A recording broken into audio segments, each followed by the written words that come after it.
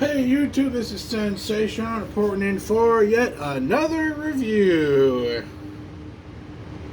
Yeah, so today we're going to be reviewing kind of an oldie but a goodie. It is the Broadway Limited Paragon 2 484 Ferroequus number 2100, the Reading T-1. So, in the box, you know, you get the usual Paragon 2 stuff. I know this is kind of an old locomotive and I should be reviewing a Paragon 3 locomotive, but I don't have a Paragon 3 Reading T1. I have a Paragon 2. Obviously, you get the design, the exploded view of the locomotive, and the exploded view of the tender.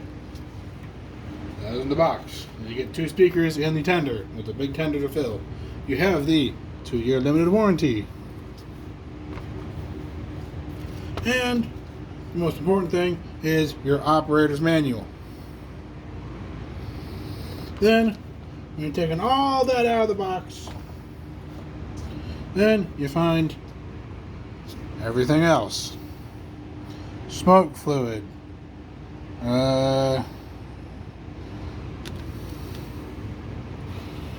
Got your smoke fluid in here.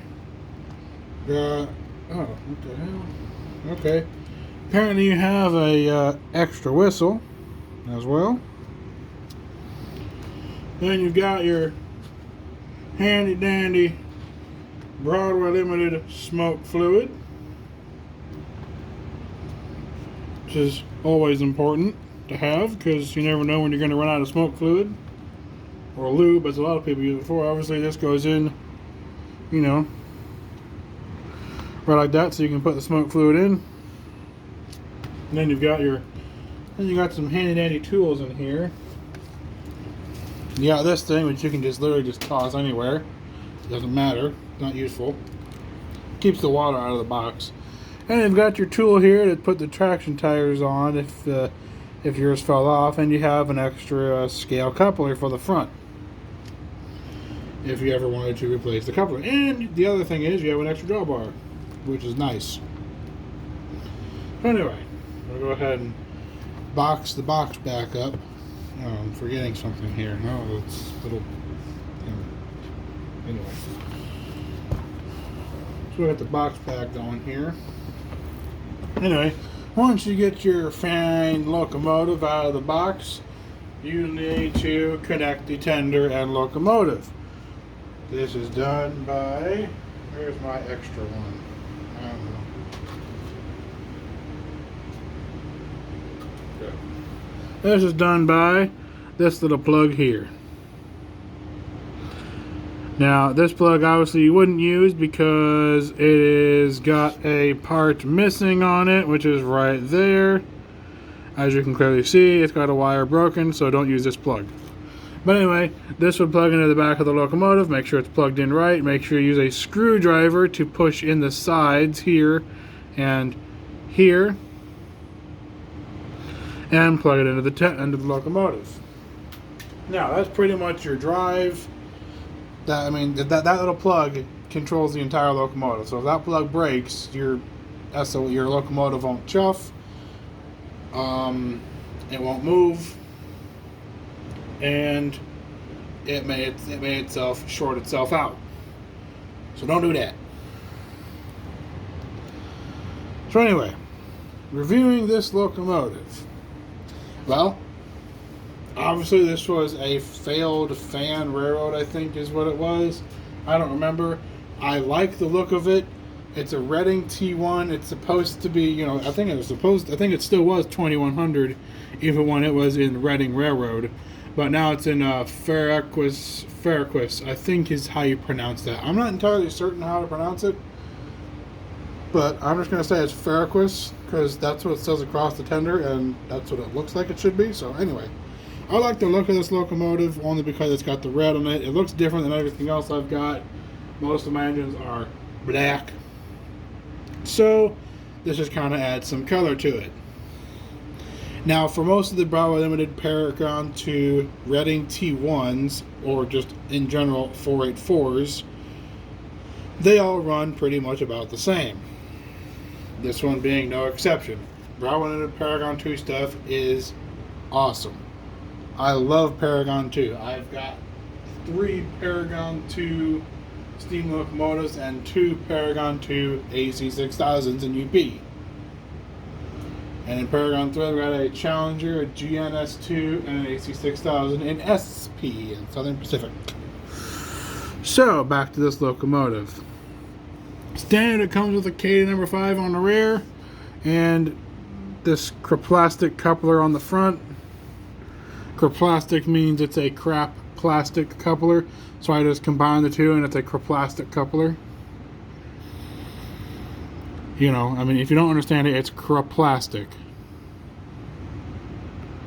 Craplastic. That's really how you say it. It's craplastic. So,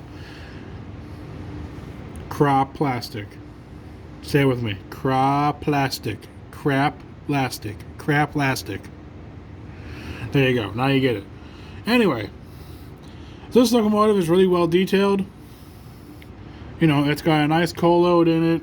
The coal load even overflows into the bottom part right there, which is nice to see. It's got every single part in it. This is basically it's a brand new locomotive. It's got a nice loud whistle to it, so it's obnoxious, which I love. I mean, it has no runtime. All the detail parts are there. I mean, really, this locomotive is all there. I mean, the only thing you could really say, you know, if you're really into detail, is that it might be missing some rivets along the boiler. Well, it is. Unfortunately, it is. It's missing some rivets along the boiler, as typical as a 484 should be. You know, you should see some little rivets all along the bands here. I think you should be able to, at least on the Reading T-1. I'm not entirely certain. I'm not a Reading guy. I don't really follow the Reading Railroad. I just know based off of seeing other 484s like an FEF or a GNS2 or a GS4, GS6 or anything else that's a 484. Usually you have rivets along the bands here of the locomotive. But maybe Reading was different. I'm not entirely certain. Either way, it's a good looking model. It runs really well. It sounds great. And it's just, you know, it's different. It's something different because, you know, there's yellow here. There's some red here. It's a totally different name than what everything else should be. You know, you just look at the name and go, what does that mean? And it's so it's just cool looking. I like it because, you know, it's odd. It's an oddball steam engine. It was used as a fan engine or like a failed scenic locomotive or whatever. And I'm not entirely certain. Let's go ahead and get to the sounds, shall we? I'm going to pull the operator's manual out here so I can show you what all the sound features are in this locomotive. They're the same as any Paragon 2 steam locomotive should be. Obviously, your startup is F9, your bell is F1, and your whistle is F2. So, now,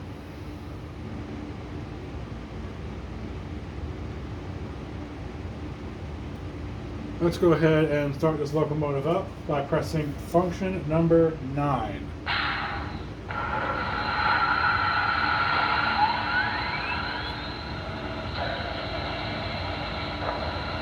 So, we have the headlight, which is function 0. We'll start with that.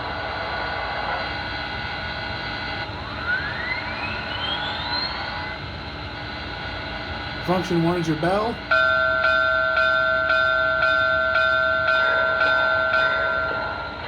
Function 2 is your whistle.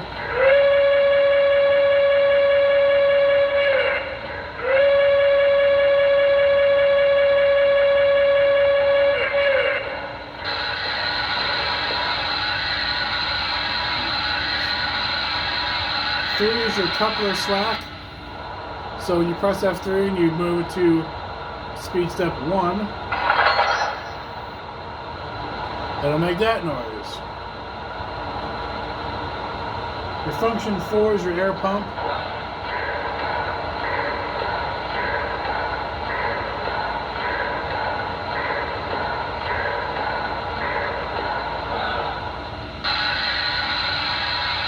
Your function 5 is your blowdown.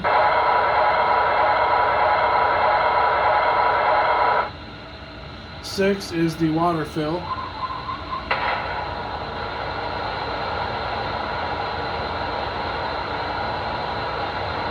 So we're going to stop it.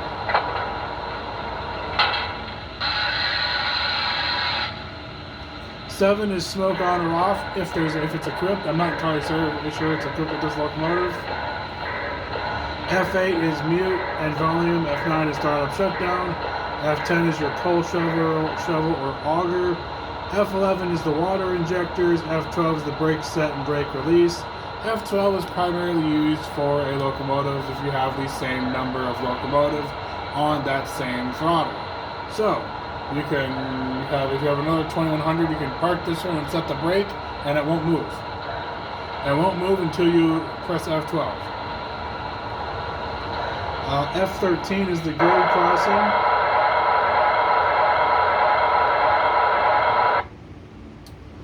F19 is the, alright, where was I? F14 is the passenger announcements. 15 is the freight announcements. F16 is maintenance sounds. F17 is radio sounds. F18 is the city background. F19 is the farm background. F20 is the industrial background. F21 is the lumber background. F22 is the toggle to second horn. Mars light is F23 on or off if it's equipped. F24 and 25 are not addressed. F26 is a play recorded macro. F27 is a record start stop, and F28 is the brake squeal. So this is a 28 function locomotive, which most Bravo Limited stuff is, which is awesome.